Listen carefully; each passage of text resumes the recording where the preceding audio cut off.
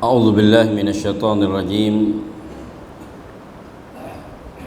بسم الله الرحمن الرحيم. إن الحمد لله نحمده ونستعينه ونستغفره ونتوب إليه ونعوذ بالله من شرور أنفسنا ومن سيئات أعمالنا. من يهده الله فلا مضل له ومن يضلل فلا هادي له. أشهد أن لا إله إلا الله أشهد أن محمدا عبده ورسوله. اللهم صل وسلم وبارك على عبدك ورسولك محمد وعلى آله وصحبه ومن سار على نهجه واستنى بسنته إلى يوم الدين. أما بعد.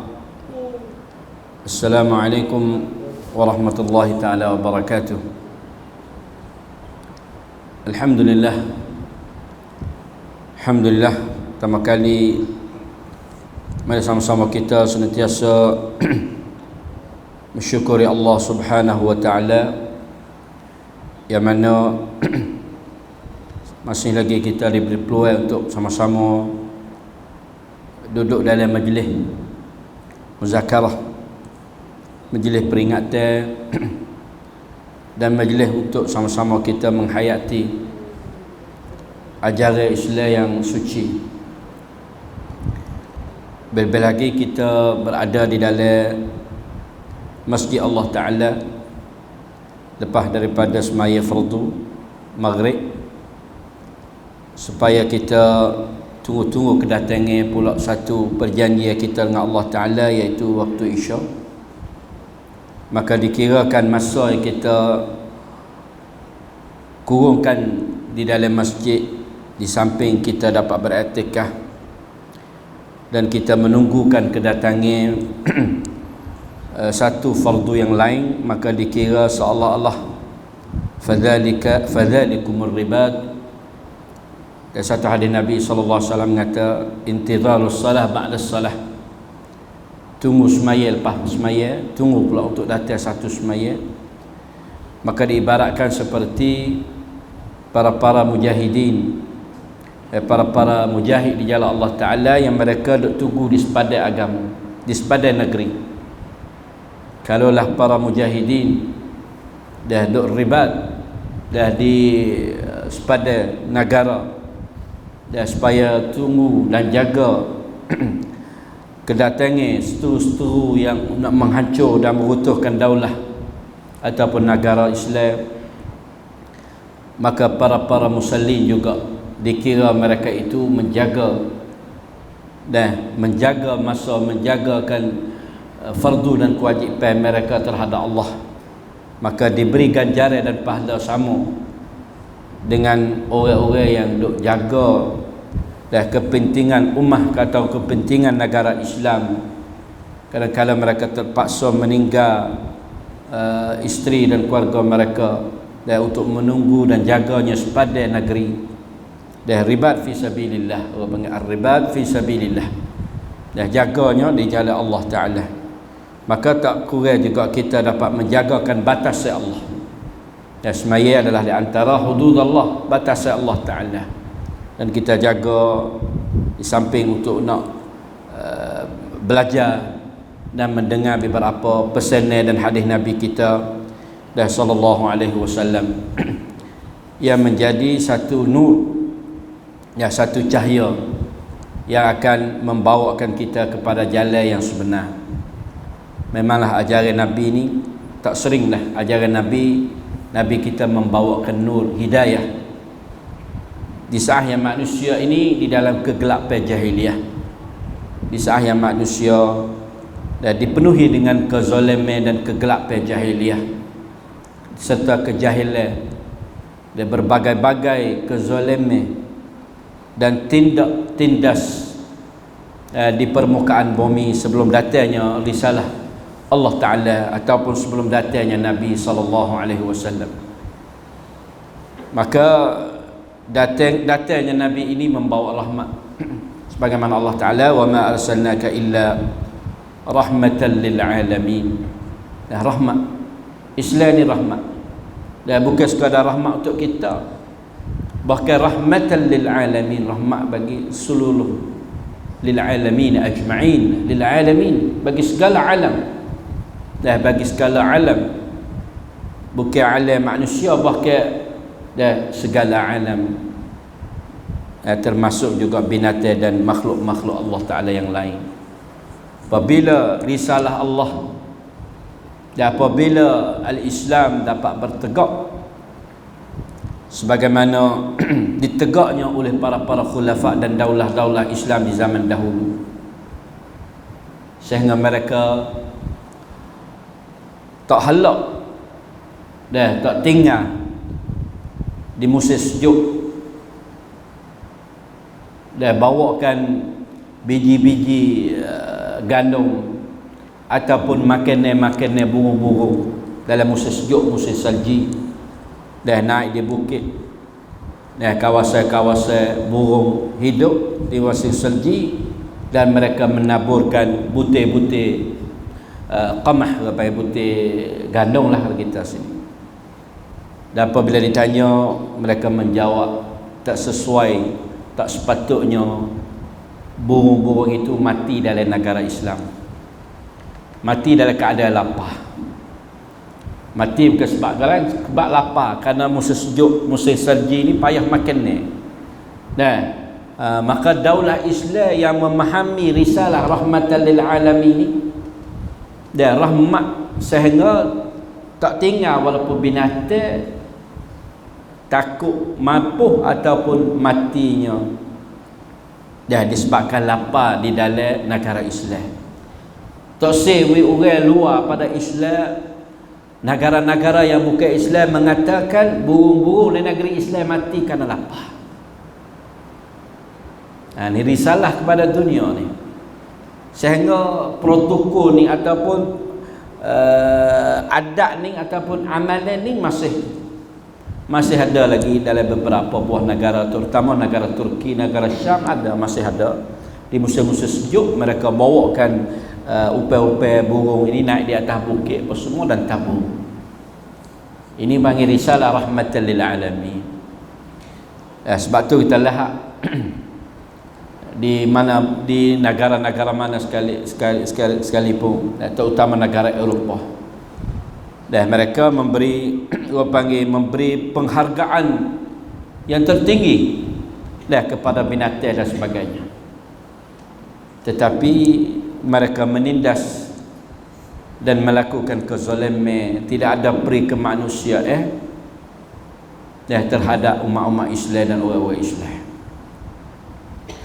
Dan sehingga kita lihat baru-baru ni satu klip yang datang daripada Palestin, pembunuhan daripada rejim ataupun askar-askar Israel, dan membunuhkan pemuda-pemuda dengan secara yang zalim, dengan secara yang dahsyat, yang tidak orang panggil tidak timbullah di zaman manusia yang mengakui kemajuan dan mengakui human rights, orang panggil kemanusiaan. Tetapi apa yang berlaku menandakan bahawasanya kemanusiaan itu hanya berpihak kepada golongan mereka sahaja, dan tidak menjadi rahmatan lil alamin. Kemanusiaan bukan nak bentuk rahmatan lil alamin, tetapi kemanusiaan Islam bentuk kepada rahmatan lil alamin. Itu orang kita bezalah apa yang dilakukan oleh negara Eropah atau negara-negara Kristian dengan apa yang telah diamalkan oleh Islam melalui zaman Nabi dan sampainya kepada zaman-zaman seterusnya. Maka alhamdulillah kita masih mulia selama mana kita berpegang dan bergantung dengan Islam, maka selama itulah dia panggil kita masih izzah, walillahil izzatu walirasulihi walil mu'minin. Dan kita mesti ada izzah. Izzah ni makna kemuliaan. Dan syiar Islam berpegang dengan syiar Islam menjadi satu bentuk kemuliaan. Walillahil izzatu wa lirasulihi wa lil mu'minin. Dan Allah Ta'ala, Rasul dan orang mukmin, maka mereka lah yang patut dan mana selebih tingginya izzah dan kemuliaan itu. Maka malam ini insya-Allah kita mari belajarkan satu hadis daripada riwayat Imam Bukhari tentang kemuliaan dan ketinggian Islam yang diceritakan oleh Abdullah ibn Mas'ud radhiyallahu taala anhu. Qala ma zilna a'izzatan mundu aslama Umar. Dia hadis ni pandai. Dia kata senantiasalah, dan Abdullah ibn Mas'ud ni dia menjadi hamba duk pewa kambing miskin. Dia kaki dia pun halus. Kalib, orang panggil kalib. Jadi tak biasa seperti Arab lain lah. Kaki dia ni panggil seperti kita kat kalib lah, kaki halus. Dan dia ni diseksa macam-macam kerana dia seorang yang miskin yang datang duk pewa kambing. Apabila dia memeluk Islam di Mekah, di saat yang permulaan Islam, ta'ih belakang. Jadi orang-orang yang mula-mula memeluk Islam ni tak berapa ramai yang mulia, yang kaya dan yang menjadi pemimpin. Kebanyakan menjadi hamba-hamba du'afa'uhum, orang yang dhaif. Nah, di kalangan hamba-hamba Bilal ibn Rabah dan keluarga Yasir Ammar dan lain-lain lagi, dan Sumayyah. Maka Abdullah bin Mas'ud pernah diseksa dan dipukul oleh Abu Jahal. Oleh Abu Jahal apabila dia mengetahui bahawa Abdullah bin Mas'ud ini memeluk Islam. Dan masing-masinglah mereka itu diseksa sehingga Islam, permulaan Islam itu terpaksa berdakwah dengan secara rahsia, sir, sebanyak 3 tahun. Mana semenjak daripada Iqra turun mari ni, Nabi guna dakwah sir dengan secara rahsia, rumah ke rumah, dan perhimpunan di rumah Arqam ibn Bani Arqam ni, dan berhimpun di rumah yang tertentu yang tiada ada orang yang mengetahui mereka, beberapa orang yang berkenaan, mana tidak terbuka luahnya Islam. Tidak terbuka luahnya Islam. Sehingga datangnya Umar ibn Khattab memeluk Islam, dengan riwayat kata pada masa tu 32 orang lelaki. 32 orang lelaki. Apabila datangnya Umar memeluk Islam, maka di saat itulah umat mengajak dan Nabi kita sallallahu alaihi wasallam bahawa keluar semaya di Baitillahil Haram. Kita alal haq, kita di atas kebenaran agama. Kita tak perlu lagi takut dan bersembunyi. Maka kita perlu keluar dan mengajak mereka dengan secara bebas atau secara iklan, secara terus terang. Maka sebab itulah Abdullah bin Mas'ud yang kata, mazilna, senantiasalah kami merasai ketinggian dan kemuliaan semenjak daripada aslama Umar. Apabila memeluknya Islam Umar, maka di saat itulah kami merasai ketinggian. Ada power, ada kekuatan. Ini satu kehebatan yang Allah Ta'ala bagi kepada khalifah ataupun Umar ibn Khattab radhiyallahu ta'ala anhu, yang menjadi seorang khalifah yang paling perlu para pemimpin setiap zaman dan membuat kajian tentang pimpinan Umar ibn Khattab. Negara-negara Eropah mereka ada kajian. Mahawi tialai dalam Eropah ni, semua tokoh dalam Islam ni mereka buat kajian. Nah, bukan kajian untuk memeluk Islam, tapi kajian macam mana tercapai kejayaan di zaman pemerintah Umar ibn Khattab, di zaman pemerintah Umar ibn Aziz, di zaman pemerintah para khulafa ar-rasyidin. Eropah membuat kajian di Mahawidyalaya mereka. Dan di dalam pengajian tinggi mereka ni ada kajian tentang kejayaan-kejayaan, dan mereka mengambil langkah di dalam memerintahkan negara mereka beberapa perkara yang telah dibuatkan oleh golongan khulafa ar-rasyidin ini, sehingga aman negara mereka. Aman tak negara Eropah aman, negeri aman, mutmainnah, tenang, aman, kaya, mewah, kerana mereka mengambil sistem keadilan yang ada, yang telah dibuatkan oleh Islam sebagai pesaka, pesaka yang meninggal dan mereka mengamalkan. Sebaliknya negara Islam tak mau guna. Jadi sebalik, Arab negara Islam tidak mahu menggunakan sistem pemerintahan di zaman kemilah Islam. Sebab itu tengok ada perbezaan.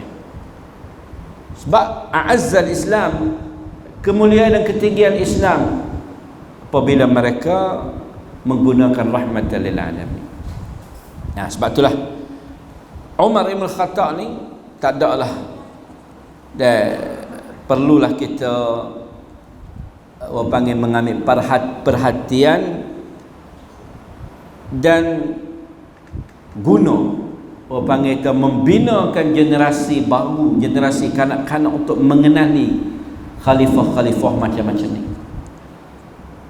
Kerana zaman sekarang kita tanya khalifah, tanya pemuda-pemuda tidak kenal. Bel-bel lagi ni musim lah ni, musim mondial ni. Dah, orang panggil mondial Qatar, bola dunia lah, kita panggil bola dunia. Dah, bola dunia yang sedang-sedang duk heboh di negeri Islam, negeri Arab, negeri Qatar. Dia tak pernah, orang panggil negara Islam atau negara Arab ni tak pernah menjadi tuai ataupun caupa dan tuai yang sedia berlaku bola, perlawanan bola, sepak bola ni lah, dan dalam peringkat dunia ni telah dimenangi oleh negara Islam, itu negara Qatar. Dan mana kalau pemuda-pemuda tu mereka mana kenal dan ikuti belum dan belawai dan sebagainya. Tapi apabila ditanyakan tentang khalifah, tentang Umar Al-Faruq, kadang-kala nama dan gelaran pun jarang-jarang budak-budak kita dah nak kenal. Tapi kalau tanya Ronaldo, Messi, Ronaldinho, apa-apa ni dah boleh raya habis. Pada tim Portugal, Spain, Perancis ke macam-macam dia rakyat. Jadi kena habis. Jadi hemah dia, hemah. Tidak ada hemah untuk mengenali uzama dalam Islam, pembesar-pembesar dalam Islam. Nah, ini kita nak menyalahkan kepada pihak tertentu, tidak boleh. Dan kita juga boleh menyalahkan diri kita sendiri terutama, dan sistem pengajian juga, tidak memberi saham di dalam orang panggil taksir kesan tentang para ulama dalam Islam. Kalau benda ni tidak ada ngaji di dalam kurikulum atau laksu pengajian kita di rumah kita. Dan kita maklum bahawa kanak-kanak kita juga, mereka orang kita ni orang bukan budak jenis baca tak. Tak baca benda lagu ni. Dan itulah menyebabkan ramai di kalangan pemuda kita tidak mengenali seperti ini. Umar ibn Khattab digelarkan Al-Faruq, Dan kita sendiri pun nak ingat lah. Dan gelaran Umar bin Khattab ni Al-Faruq, ialah farraqa bainal haqqi wal batil. Walaupun orang Syiah dia gelar Imam Ali ni gelar dia As-Siddiq wal Faruq, dia belakang. Jadi dia bubuh gelar Abu Bakar, gelar Umar tu getak kepada Sayyidina Ali belakang. Mana keterlajuan dia lah. Jadi Ali lah yang berhak memiliki gelaran As-Siddiq, dan Ali lah yang berhak memiliki gelaran Al-Faruq. Tidak sesuai Abu Bakar memiliki gelaran Siddiq, tidak sesuai Umar dan memiliki gelaran Al-Faruq, bahkan Ali. Kerana orang Syiah ni dah alur pro dia tu dah telajak dan mengangkatkan Sayyidina Ali, sehingga membawa kepada musnahnya akidah-akidah mereka golongan Syiah ni. Sebab itulah Al-Faruq nama gelaran dia. Abu Hafsin nama kunyah dia. Arak ni ada dua. Pertama ada gelaran, yang kedua ada kunyah. Al-laqab, laqab ni gelaran. Dan kalau Abu, kunyah. Kunyah, kunyah ni jenis nama anak. Dan kita ambil nama anak Abu sekian-sekian, ataupun kalau ibu ke Ummu sekian-sekian, dia panggil kunyah. Ini jarang-jarang digunakan oleh masyarakat Melayu kita. Tapi gelaran ni ada dalam masyarakat Melayu. Tapi kebanyakan gelaran dalam masyarakat Melayu kita ni gelar nak nakal-nakal. Banyak gelar hak nakal. Gelar hak orang panggil kita bomdoi lah, kalau kita mudah kecek-kecek mudah, gelar hak bomdoi. Tapi dia lama kelama dia terlekat. Jadi biasalah. Pada asal gelar wala talmidu wala tanabazu bil alqab. Kalau panggil gelar-gelar yang huduh. Tak molek makna tak molek, tapi mau kita ni kalau gelar tak molek ke nak gelar tak molek lah. Gelar ngaberuk ke macam-macam lah mau kita. Kotok lah, ketok lah. Pendek. Hitam. Ya gelar lagu tu. Melayu ni tak ada tu. Jadi kelimah Melayu tak ada nak gelar hak comel tak tu. Dia suka gelar ni asalnya gelar panggil. Kita panggil gelar. Dan apa gelar lama-lama jadi gelaran. Sebagai nama dia terkenal dengan gelar-gelar itu. Dan orang-orang Arab di zaman itu pun banyak orang terkenal dengan gelaran, tapi tidak terkenal dengan nama pun banyak. Dan kunyah pun semua. Abu Hafs, nama kunyah dia Abu Hafs. Nak kata Abu Hafs ambil daripada Hafsah, tapi buh Abu Hafs. Dia tidak ada anak lelaki nama Hafs, dia ada anak perempuan nama Hafsah, isteri Nabi SAW. Dan sejarah yang kita dengar daripada beberapa puak duk bayar pun baik, ataupun bapa-bapa duk mengajar di mana sahaja, yang mereka mengambilkan cerita-cerita Sayyidina Umar, mengatakan Umar ini pernah membunuhkan anak perempuan dia. Itu adalah di antara cerita yang tidak ada asal. Cerita yang tidak ada asal. Tetapi masyhur di dalam golongan orang-orang qusas. Golongan orang-orang yang suka rakyat cerita. Dan kita bisa dengar pasal ni. Kata Sayyidina Umar ni pernah dan membunuhkan anak perempuan dia. Sebenarnya kabilah yang membunuhkan anak kecil-kecil ni, kalau kita tengok sejarah di zaman jahiliyah, kabilah Quraisy tidak ada kabilah Quraisy. Tapi ada kabilah-kabilah yang lain-lain yang duduk sekeliling dengan mereka, tak ada lah. Kabilah yang duduk jauh-jauh, duduk mana, duduk pinggir-pinggir Mekah, tak ada. Sebab Quran ayat, "Idzal maw'udatu su'ilat bi ayyi dhanbin qutilat wa idza bushira ahaduhum bil untha dhalla wajhuhu muswaddan wa huwa kadhib." Benda tu berlaku, tapi bukan semua kabilah dah mereka membunuhkan anak-anak perempuan mereka. Terutamanya Sayyidina Umar.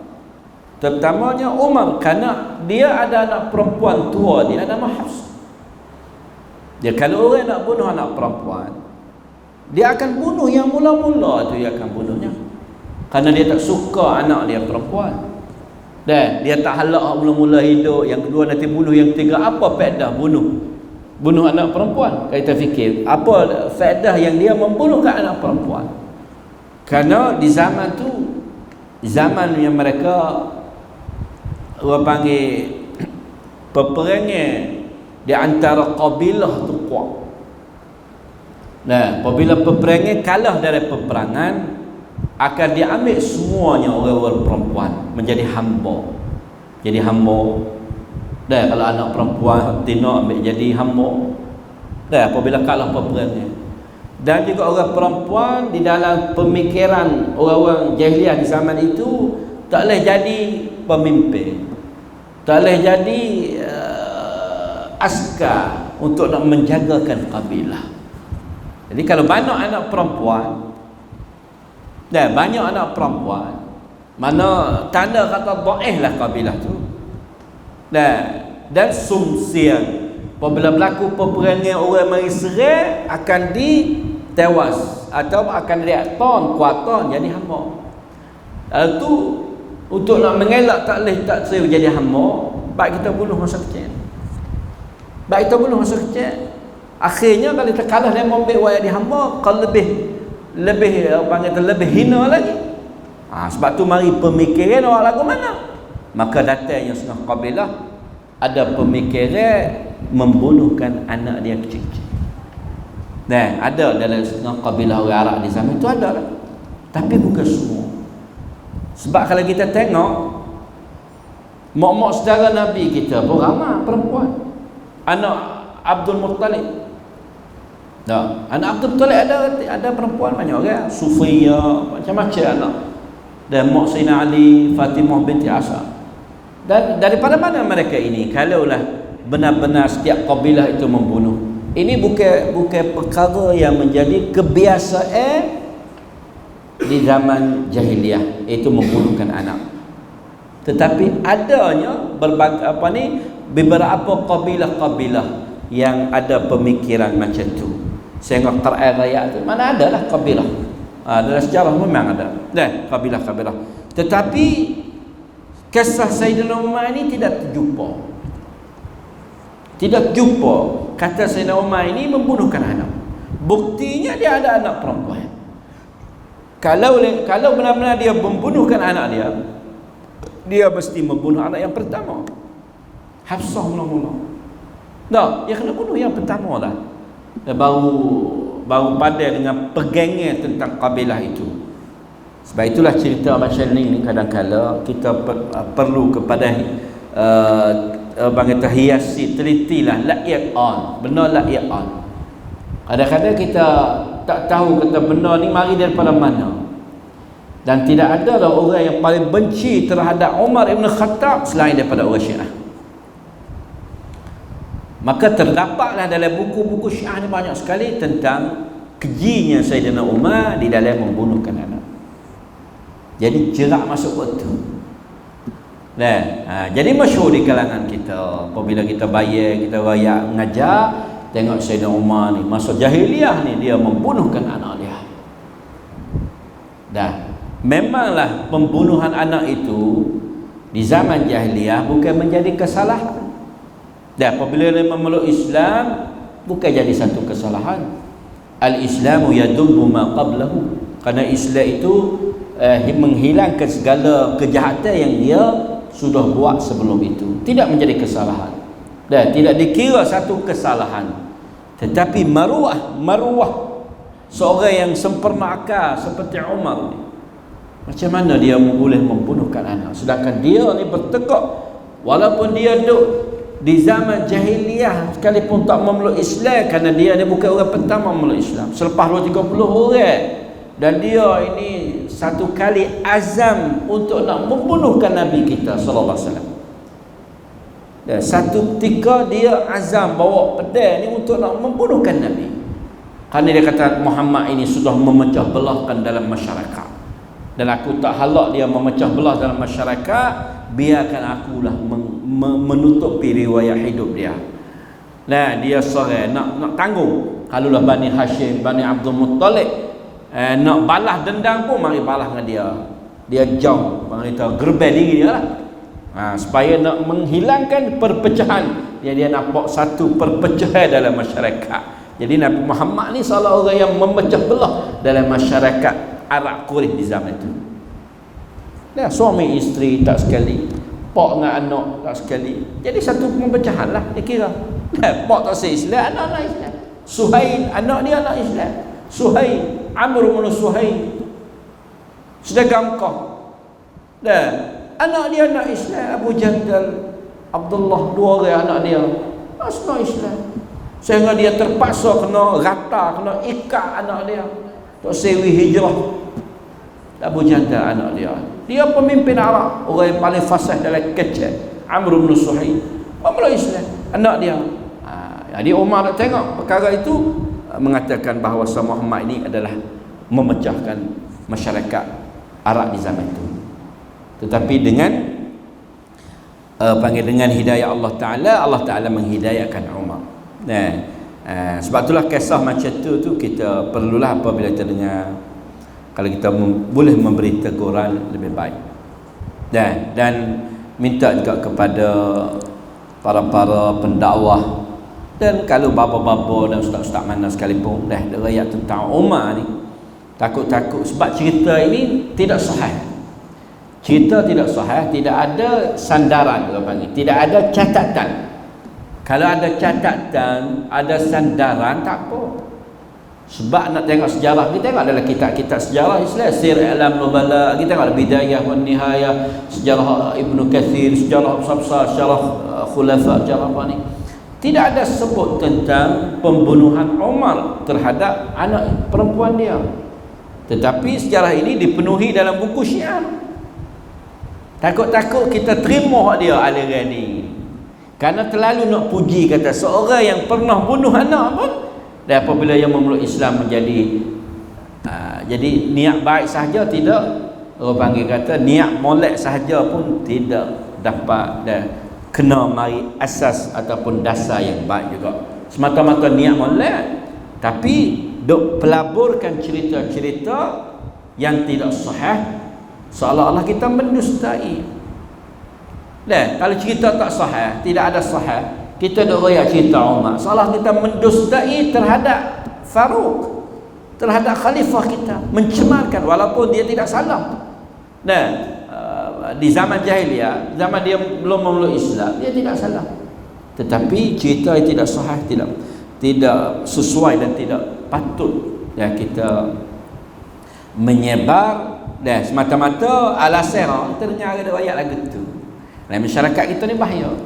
Kerana masyarakat kita ni seolah-olahnya orang ayat lagu tu lah.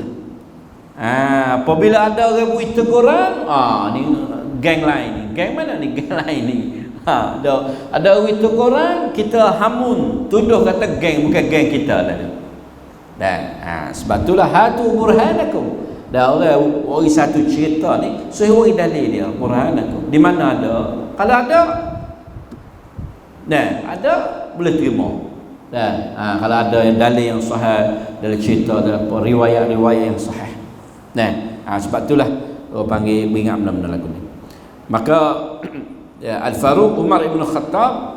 Umar ibn Khattab ni dari kabilah Adi. Kabilah Adi. Pak orang khalifah ni, kalau tengok darajat hubungan dengan Nabi, keturunan yang belakang dengan Nabi ni, Umar yang paling jauh sekali. Dan Umar yang paling jauh sekali, pak orang khalifah. Yang paling dekat sekali Pia ben, paling dekat sekali waris dengan Nabi, pak orang khalifah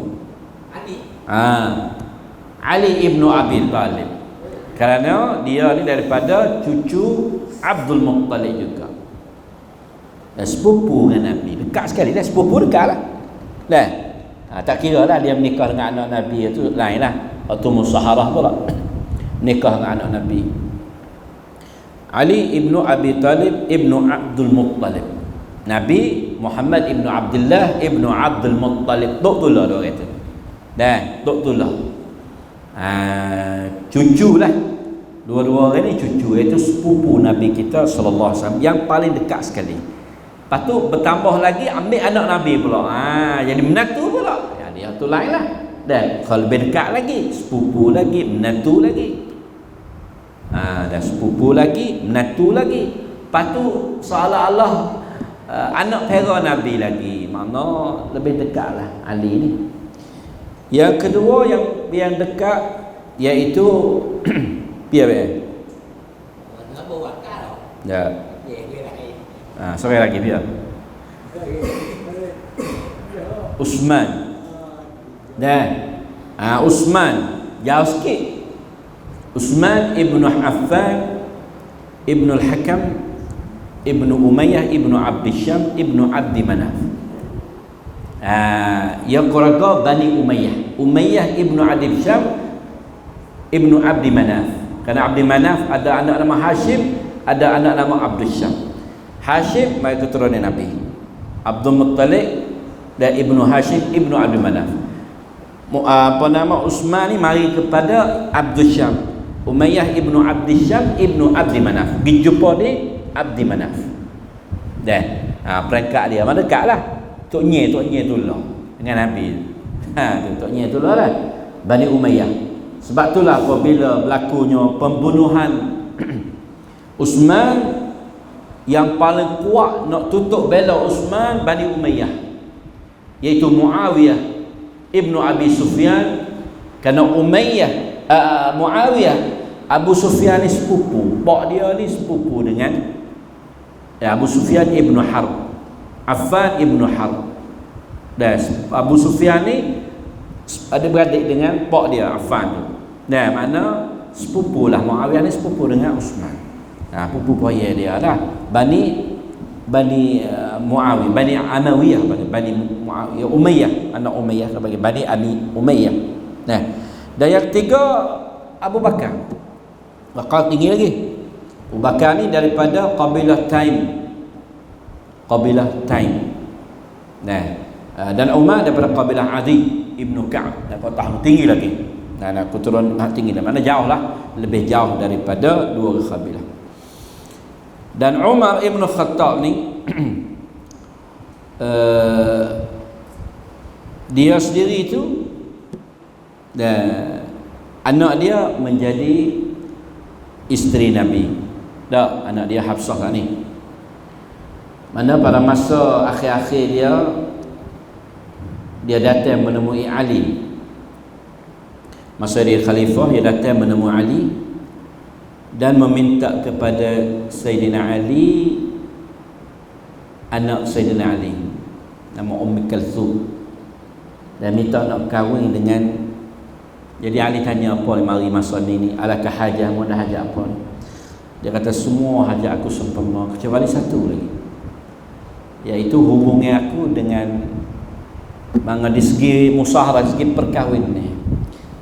Anak aku ada kahwin dengan Nabi, tapi aku ni tidak berkahwin dengan keturunan Nabi. Jadi minta nak berkahwin dengan anak Sayyidina Ali, iaitu anak Fatimah. Maka dikahwin dengan Ummi Kalthum binti Ali, sehingga dia gelarkan isteri dia tu Bintul Akramin, ya Bintul Akramin.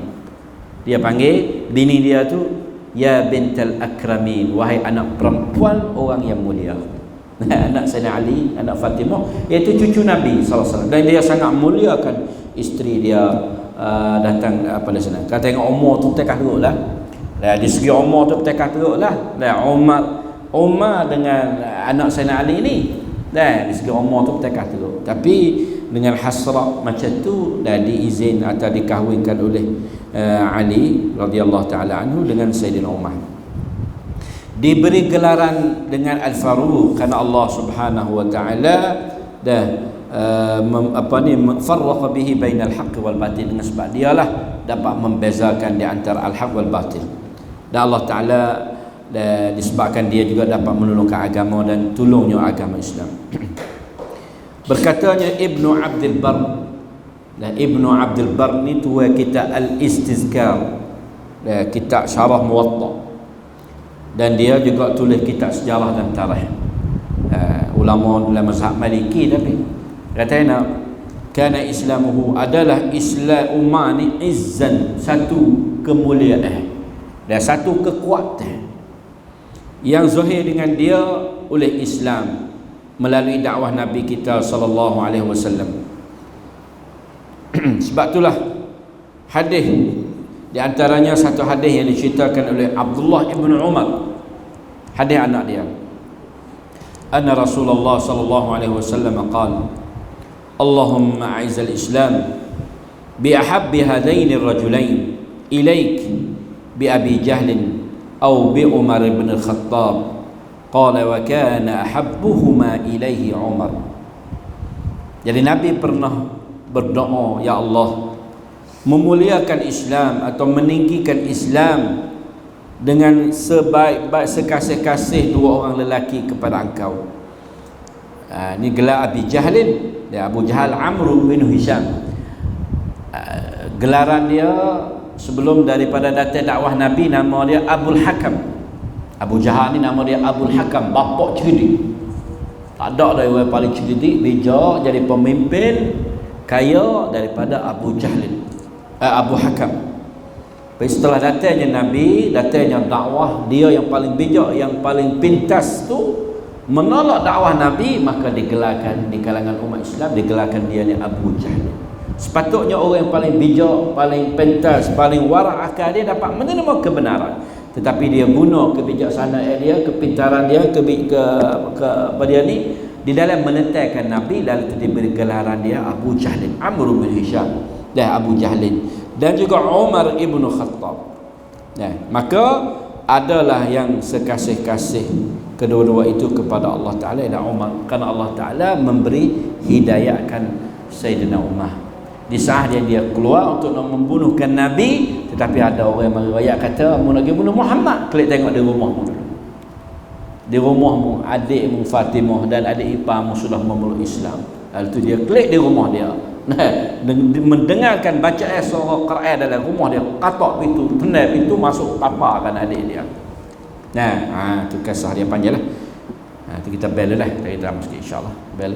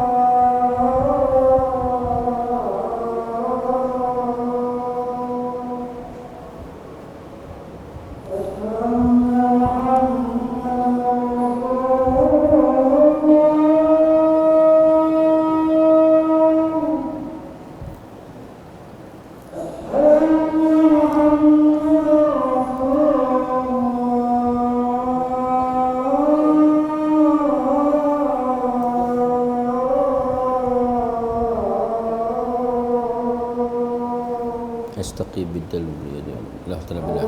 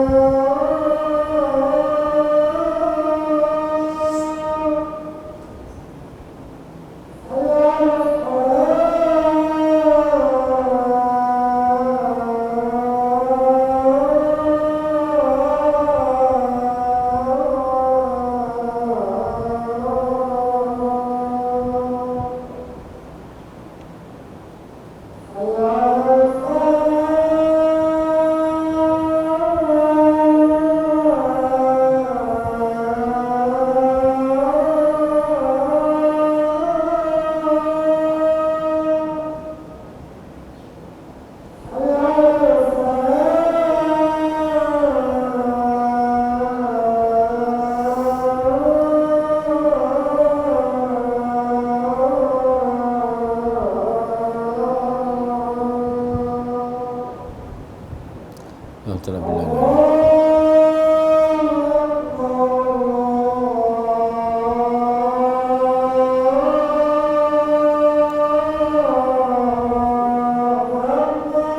Allah Akbar, Allah Akbar.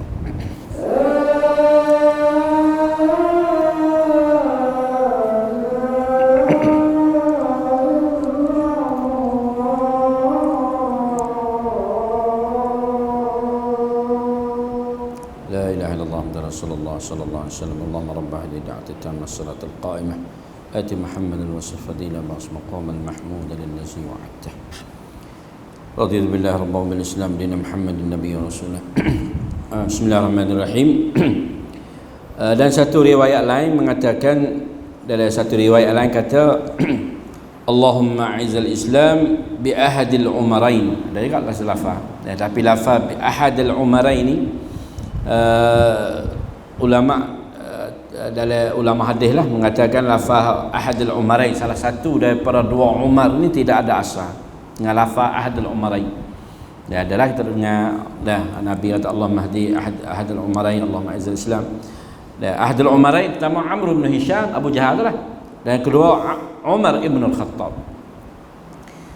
Jadi dalam bahasa Arab ni tulisan ni Umar saya tak berwaw.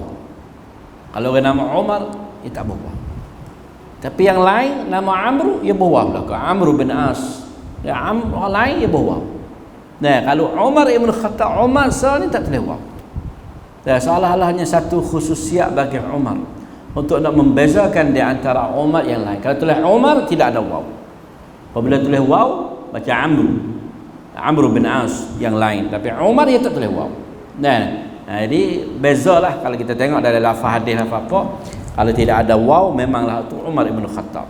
Dan kalau ada waw maka Umar yang lain. Dan Umar ibn Hisham Amr lain lah. Dan bukan Umar ibn Khattab dah. Khahnya Umar ibn Khattab saya tak tulis waw dalam bahasa Arab. Maka kita tahu bahawa Umar ini masuk Islam pada tahun yang ke-6 daripada kenabian Nabi. Mana seolah nabinya berdakwah dengan secara rahsia, lepas tu secara iklan yang tidak begitu kuat lagi lah. Secara iklan 2-3 tahun. Maka datangnya masuknya Islam Umar di saat yang dia keluar untuk nak membunuhkan Nabi, tapi akhirnya dia kembali rumah dia dengarkan adik dia Fatimah dan suami adik dia baca Quran surah Taha, ma anzalna alaikal qur'ana litashqa. Dengar ayat baca, maka dia ambil Quran tu pun baca melalui akal waras dia dengar Quran. Ma anzalna alaikal qur'ana litashqa, ma anzalna alaikal qur'ana litashqa. Tiada kami menurunkan Quran ini litashqa, untuk menjadi kecelakaan kamu. Jadi Quran ni bukan turun kerana nak buat celaka tak. Tetapi turun Quran tanzilan min Rabb, yang diturunkan daripada Allah, dan untuk membawa kesaadah ataupun kejayaan dan keistimewaan yang sebenar. Lalu itulah dengan kesan ayat ini membuatkan menjadi satu detik perubahan Umar yang saat di siang hari dia ingin untuk nak membunuhkan Nabi, tapi di waktu petang hari dia sudah berkesan dengan ayat Quran. Ayat Quran ni kesan. Dan kalau benar-benar kita usaha mempelajari dan baca berkali-kali dan mengulangi ayat-ayat Quran serta kefahaman makna Quran, dia akan berkesan. Wa inna minal hijarati lama yatafajjaru min anhar. Kerana kadang-kadang bukit batu pun yang kerah dia akan keluarnya air.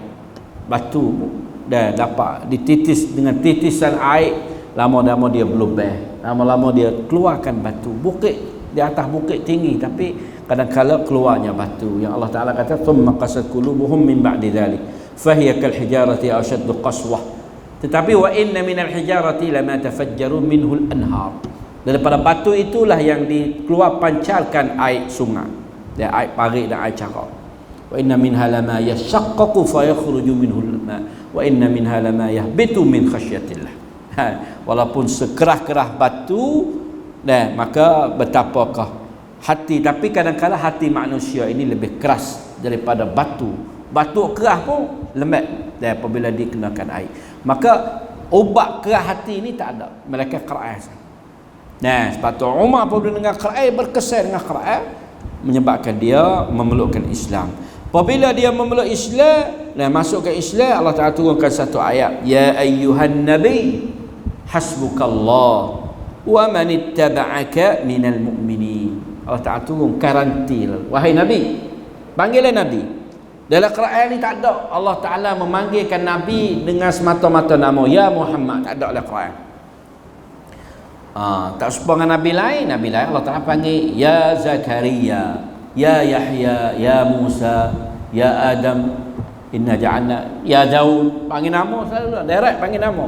Tapi Nabi kita ni kemuliaan Rasulullah Nabi SAW, Allah Ta'ala tidak memanggilkan nama Nabi dengan semata-mata nama ya Muhammad, tak ada. Ya ayuhan Nabi Muhammadur Rasulullah, ya ayuhar Rasul. Dan kena adalah gelaran dia. Ya ayuhan Rasul, ya ayuhan Nabi. Kalau Muhammad pun bukan Muhammad saja, Muhammadur Rasulullah panggil dia. Itu kemuliaan Nabi Muhammad sallallahu alaihi wasallam. Lalu tu Allah Taala kata ya ayuhan Nabi hasbukallah, memadailah kamu dan bergantung dengan Allah. Wa man ittaba'aka, dan dengan mereka-mereka yang telah mengikuti engkau daripada golongan orang-orang beriman. Kerana memanglah Nabi di permulaan dakwah dia terasa nak ramah. Dan kerana dia tahu kebenaran, dan semua dia dakwah tu orang daripada kabilah dia, daripada adik-beradik dia, daripada kaum dia. Dan dia tahu bahawa apabila tidak memeluk, tidak menerima Islam, mereka akan menemui azab.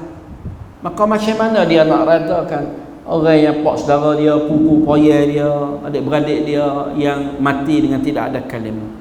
Jadi terasa Nabi ni dah boleh nak hidayah belaka, tapi bukan apa kata, bukan milik dia hidayah Allah Taala. Dan maka Allah Taala yang hasbukallah, cukuplah kamu. Mu ada Allah dan ada orang yang ikut kamu daripada orang mukmin. Dan kerana ulama mengatakan ayat ini diturun selepas Islamnya Umar menjadi satu dalil di atas kelebihan dan kemuliaan. Sehingga seorang ulama mengatakan wa manittaba'aka, di sini juga tertentunya kepada Umar, orang yang ikut engkau. Apabila Umar memeluk Islam, cukup hasbukallah, cukup. Ya, sebab itulah orang Arab Quraisy sendiri apabila Umar masuk Islam dia kata laqad tasaffal qaumu minna, seolah-olahnya dah mereka sudah memiliki setengah kaum daripada golongan kami. Maklum apabila masuk Umar seolah boleh setengah kaum. Dia kata satu kehebatan yang Allah Ta'ala bagi, sehingga orang Quraisy sendiri pun kata begitu. Apabila Islamnya Umar, laqad intasafal qaumu minna, dia boleh setengah. Kalau dia tahu apabila mendapati Umar yang sepanjang ini Umar duduk sekali dengan dia dalam panggil musyawarah agung orang Quraisy, Umar dah semua orang muda tapi akal walah. Sehingga Abu Umayyah, Abu Al-Walid pernah senda hatta Umar ni gidelak dengan Nabi. Dan tak disetujui oleh Abu Jahal, tak setujui, kata Umar ni masih muda. Dan tapi dia kata, oh, kita tengok manusia, tengok orang ni bukan tengok dia umur, tapi tengok dia akal. Maka tidak ada lah orang yang paling rajih akal daripada Umar. Tu masa dia belum mula Islam lagi. Untuk pergi berdialog dengan Nabi. Nak pergi bahas dengan Nabi lah hatta. Akhirnya hatanya Al-Walid bin Al-Mughirah. Hatta pergi dan untuk pergi berdialog dengan Nabi lah. Nabi nak gapo, nak jadi raja, kawan nak raja, nak kaya, nak cari harta, nak bini. Bawa kelek mari. Rakyat galai. Balik mari, Allah, aku dengar Quran ni, tak ada dah, paling comel. Saya ngafak dia pun khawatir, kata siap dah walik ni, kena dah. Dengan Muhammad kecil ni, klik mari ni tak kena jalan dah. Jadi terkesan dah dengan Quran yang dibacakan oleh Nabi kita sallallahu alaihi wasallam. Satu hadis lagi ada daripada Ibn Abbas, dia kata tatkala Islamnya Umar, turunnya Jibril alaihissalam kepada Nabi kita sallallahu alaihi wasallam, faqala ya Muhammad istabshir ahlas sama biislami Umar. Wahai Muhammad, wahai ya Muhammad, berilah berita gembira. Mana gembiralah oleh ahli-ahli langit disebabkan Islamnya Umar. Jadi ahli langit ni suka gembira. Nah, dan Suhaib Ar-Rumi. Suhaib ni asal pada orang Roman. Suhaib Ar-Rumi, tapi yang mari hidup di Mekah. Asal pada Rom, dan maka digelar dia Suhaib Ar-Rumi. Tatkala Islam Umar, dia kata jalasna haulal bait halaqan. Dia kata apabila Umar masuk Islam ni, kami kuasa boleh hidup di keliling Kaabah, keliling Baitillah. Wa halaqah mana ada keliling Kaabah boleh. Wa tufna, boleh kami tawaf. Wa tasafna mimman ghalaba. Lepas tu kami boleh masuk di kalangan orang-orang yang benci terhadap kami, memerangi kami. Jadi tak ada pihak berani. Apabila Umar ni, lebih lagi masa Umar Islam ni, Hamzah tu mendahului Umar dah. Hamzah pun hebat juga, bawa sejarah Nabi dah memeluk Islam. Jadi pada mau tubik, mula-mula kali tubik tu Hamzah lek kanan, Umar lek kiri. Maka orang Quraisy pun tengok tak berani buat apa. Yang buatlah, belah tu kanan Umar, belah tu kiri Hamzah, mana siapa yang kuasa. Dan Sayyidina Hamzah ni satu kali, dan Abu Jahal pernah sabban, pernah maki hamun terhadap Nabi, kata uduh-uduh pada Nabi. Sehingga orang lagi cerita, dia kata anak saudaramu ni kena Abu Jahal duk maki, kata uduh. Lalu tu dia mari tanya, benar kamu kata? Maka Abu Jahal kata, aku tak ada pernah aku sumpah orang yang paling kuat daripada aku sumpah Muhammad. Maka dia ambilkan bau anuh dia ni, lah ating dalam muka Abu Jahal, tak berani, tak ada dia berani lawan dia. Dia kata atasubbu Muhammadan wa ana alani. Berani enggak mencelakan Muhammad sedangkan aku ni di atas agama dia. Dah orang lain tak berani nak masuk lawan dah dengan Hamzah. Maka Abu Jahal sendiri pun orang nak lawan, jangan lawan dengan Hamzah. Aku kata dah, dia kata lah, kata aku kata dah. Dah kita lewat teruk-teruk Muhammad, pak saudara dia ni mula-mula dia semangat untuk nak jaga anak saudara dia, ya. Dah yang mari untuk nak jaga saudara. Ni taklah dia sendiri dah masuk Islam dah. Lepas pada tu Umar masuk Islam. Jadi kuatlah Islam di saat yang Umar masuk Islam, Hamzah dan juga Umar. Dan juga Umar ini, Umar Al-Faruq adalah salah satu daripada 10 orang yang dijaminkan syurga. Dan salah satu daripada 4 orang khulafa ar-rasyidin. Dia ni beranak lepas pada tahun gajah lebih kurang 13 tahun. Mana muda pada Nabi kita, lebih kurang 13 tahun, 12 tahun gitulah. Dan dia masuk Islam. Dalam riwayat ni kata 40 orang. Lepas setengah riwayat kata 32, ada macam-macam lah. Ni kata 40 orang dan 11 orang perempuan. Itu mana Islam Khalifah dan Umar radhiyallahu taala anhu. Dan satu daripada panjanglah hadis ni dah. Hadis Zuhri mengatakan hadis panjanglah dia tentang kelebihan dan Khalifah Umar. Maka sebab itulah kita perlulah dan mempelajarilah dan sejarah-sejarah dan juga kisah-kisah para khulafa ar-rasyidin, lebih lagi dan sejarah tentang pimpinan mereka, macam mana sepanjang masa dia jadi khalifah. Kerana dia jadi khalifah lebih panjang pada Umar, lebih panjang pada Abu Bakar. Abu Bakar ni 2 tahun pandang. Dan Abu Bakar ni tidak sempat untuk nak membukakan negeri-negeri lain. Kerana pada dia Abu Bakar di khalifah ni, dia orang panggil dia kena duk pergi panggil jaga, kerana timurnya golongan orang murtadin, timur golongan orang tak keluar zakat. Jadi duk habis masa dengan duk memerangi orang-orang yang keluar pada agama di zaman dia. Tapi apabila masa Umar ni 10 tahun dia panjang, 10 tahun lebih. Dia 10 tahun. Jadi panjang pemerintahan dia disebabkan masa dia lah dia dapat membukakan 2 kerajaan terbesar, iaitu kerajaan Persia dengan kerajaan Roman.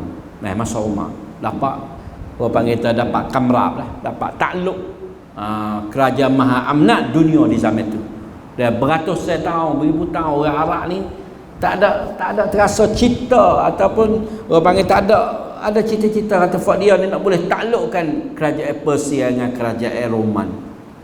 Tapi apabila Islam datang dengan masa yang panak ya, 13 tahun zaman Nabi 23 tahun, masa Umar, masa Abu Bakar 2 tahun, 25 tahun, masa Khalifah Umar tak lebih pada 45 tahun, 7-8 tahun boleh buka. Ada 2-30 tahun datangnya Islam, maka maha amnah hak besar tu butuh di bawah tapak orang Islam. Itu dia. Ada kelebihan yang paling besar lah, dan Umar Ibn Khattab. Maka usahalah kita supaya mempelajari lagi dengan secara panggil halusi lagi lah kisah-kisah, kerana kisah macam ini suka kita baca, kita boleh mengambil pengajaran. Lebih lagi di kalangan pemimpin ni, kita nak masuk arah pemerintahan pula ni milih. Ya, sedar kita lihat sana tu ada apa dia sudah dah tak kabinet. Boleh Datuk Seri Anwar Ibrahim dah. Nah, yang lama-lama dia tunggu.